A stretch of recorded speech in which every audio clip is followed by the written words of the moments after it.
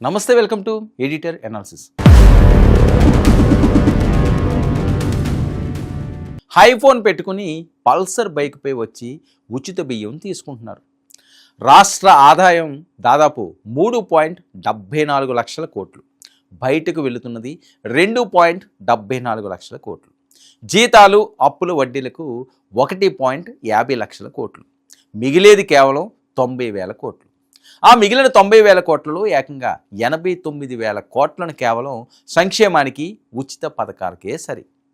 మరి భవిష్యత్ అవసరాలకు, ప్రాజెక్టులకు, అత్యవసరాలకు మిగిలేది కేవలం 1,000 కోట్లు మాత్రమే. ఇలా కొనసాగితే కుబేరుడు కూడా కూలికి పోవాల్సిందే. తెలంగాణ హైకోర్టు సంచలన వ్యాఖ్యలు. ఒక్కో అధికారిపై 4,000 కేసులు. తెలంగాణలో అసలు ఏం జరుగుతుంది? ప్రభుత్వాన్ని కడిగేసిన న్యాయస్థానం. రాజకీయం అంటే కేవలం ఓట్ల లెక్కలేనా? ప్రజాకర్షణ పథకాలంటే అధికార పీఠానికి వేసే రోడ్ మ్యాపేనా? కానీ ఆ ప్రజా ఆకర్షణ వెనుక, ఆ ఉచితాల ఉచ్చు వెనుక రాష్ట్ర భవిష్యత్ ఎలా కొడిగట్టిపోతుంది? అప్పుల ఊబిలో పడి ఆర్థిక వ్యవస్థ ఎలా విలవెల్లాడుతుంది? తెలంగాణ అత్యున్నత న్యాయస్థానం ముందర జరిగిన విచారణ కేవలం ఒక కేసు కాదు, ఒక రాష్ట్ర ఆర్థిక మూలాలను కదిలించిన భూకంపం.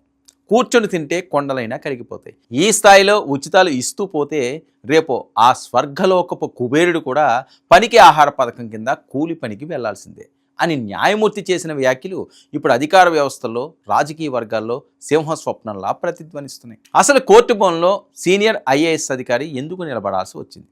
న్యాయస్థానం వెలిబుచ్చిన ఆ భయానక ఆర్థిక సత్యాలేంటి? ఇప్పుడు డీటెయిల్గా చూద్దాం. హైదరాబాద్ హైకోర్టు ఆవరణ వాతావరణం ప్రశాంతంగా ఉన్న లోపల జస్టిస్ నగేష్ భీమపాక ధర్మాసనం ముందు ఒక తీవ్రమైన ఉత్కంఠ నెలకొంది. కంటోన్మెంట్ బోర్డుకు కేటాయించాల్సిన 33.42 కోట్ల నిధుల వివాదం అది. 2 ఏళ్ల క్రితమే నిధుల విడుదల చేయాలని కోర్టు ఆదేశించిన అమలుకు నోచుకోలేదు. దీంతో కంటోన్మెంట్ బోర్డు మాజీ సభ్యుడు జె రామకృష్ణ దాఖలు చేసిన కోర్టు ధిక్కరణ పిటిషన్పై విచారణ ప్రారంభమైంది. నల్లటి కోర్టు చేతిలో ఫైళ్లతో ఐఏఎస్ అధికారి, ఆర్థిక శాఖ ముఖ్య కార్యదర్శి సందీప్ కుమార్ సుల్తానియా ధర్మాసనం ముందు హాజరయ్యారు. గత మే నెలలోనే 24 కోట్లు చెల్లించాం సార్, మిగిలిన సొమ్మును 6 నెలల వాయిదాలలో చెల్లిస్తాం అని అధికారి విన్నవించారు. కానీ పిటిషనర్ తరపు న్యాయవాది తీవ్ర అభ్యంతరాన్ని వ్యక్తం చేశారు. కోర్టు ఉత్తర్వులు ఇచ్చి 2 ఏళ్ళు అవుతున్నా ఇన్నాళ్ళు రూపాయి విదల్చలేదు అని వాదించారు. అంతే, ఆ క్షణంలో న్యాయమూర్తి తీవ్రంగా స్పందించారు. కేసు విచారణ కాస్త రాష్ట్రంలో నడుస్తున్న ఉచిత పథకాల అసలు రంగును బయటపెట్టే ఒక చారిత్రాత్మక వేదికగా మారింది. న్యాయమూర్తి జస్టిస్ నగేష్ భీమపాక వేసిన ప్రశ్నలు వింటుంటే అక్కడ ఉన్న అధికారుల గుండెల్లో రైళ్లు పరిగెత్తాయి. అధికారులు మాత్రం ఏం చేస్తారు? రాష్ట్రానికి వచ్చే రాబడి ఎంత? బయటకు వెళ్తున్న ఖర్చు ఎంత? సమతుల్యత ఏది అని ధర్మాసనం నిలదీసింది. న్యాయస్థానం బయటపెట్టిన లెక్కలు వింటే ఎవరికైనా ఒళ్ళు జలధరించాల్సిందే. రాష్ట్రానికి వస్తున్న ఆదాయం దాదాపు 3.74 లక్షల కోట్లు. అందులో బయటకు వెళుతున్నది 2.74 లక్షల కోట్లు. ఇక బడ్జెట్ నుంచి జీతాలు, చేసిన అప్పులకు వడ్డీల రూపంలో 1.50 లక్షల కోట్లు తుడిచిపెట్టుకుపోతున్నాయి. మిగిలేది కేవలం 90,000 కోట్లు. విస్తుపోయే విషయం ఏంటంటే ఆ మిగిలిన 90,000 కోట్లలో ఏకంగా 89,000 కోట్లు కేవలం సంక్షేమానికి, ఉచిత పథకాలకే దారిపోస్తున్నారు. భవిష్యత్ అవసరాలకు, ప్రాజెక్టులకు, అత్యవసరాలకు మిగిలేది కేవలం 1,000 కోట్లు మాత్రమే.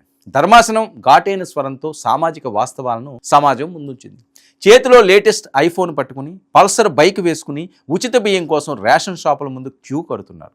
నిజంగా పేదవాడికి ఉచిత పథకాలు ఇవ్వాల్సిందే, దాన్ని ఎవ్వరూ తప్పు పట్టరు. కానీ అర్హతల పరిశీలన ఏది?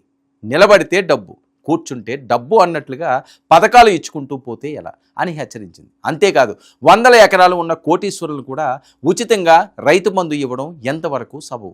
దీనివల్ల ప్రభుత్వంపై ఎంత భారం పడుతుంది? అసలు ఒక్క తెల్ల కార్డునైనా తొలగించే ధైర్యం ఈ వ్యవస్థకు ఉందా? ఒకవేళ తొలగిస్తే దాన్ని రాజకీయం చేస్తారు అంటూ ఉచితాల రాజకీయాల వెనుక ఉన్న అసలు నగ్న సత్యాన్ని బట్టబయలు చేసింది. ప్రభుత్వాలు చేసే రాజకీయ తప్పులకు అధికారులు బలిపశువులను చేస్తున్నారని కోర్టు ఆవేదన వ్యక్తం చేసింది. ఒక్కో సీనియర్ ఐఏఎస్ అధికారిపై ప్రభుత్వ శాఖల పరంగా 3,000 నుంచి 4,000 కోర్టు ధిక్కరణ కేసులు పెండింగ్లో ఉన్నాయి. హాజరైన ఈ అధికారి సందీప్ కుమార్ సుల్తానియాపైనే 100కు పైగా కేసులు ఉన్నాయి. ప్రభుత్వ తీరు ఇలాగే ఉంటే ఐఏఎస్ అధికారులను జీవితాంతం జైల్లోనే ఉంచాల్సి వస్తుంది. రేపు మీరే ముఖ్యమంత్రి అయినా ఏమీ చేయలేని పరిస్థితి అంటూ వ్యవస్థల పతనాన్ని ఎండగట్టింది. అప్పులు చేసి ఎవరైనా బెంజ్ కారు కొంటారా? ఎర్ర బస్సులో వెళ్ళే వాళ్ళం ఎయిర్ బస్సులో వెళ్తామంటే ఆ కుటుంబం ఎంతకాలం నిలబడుతుంది?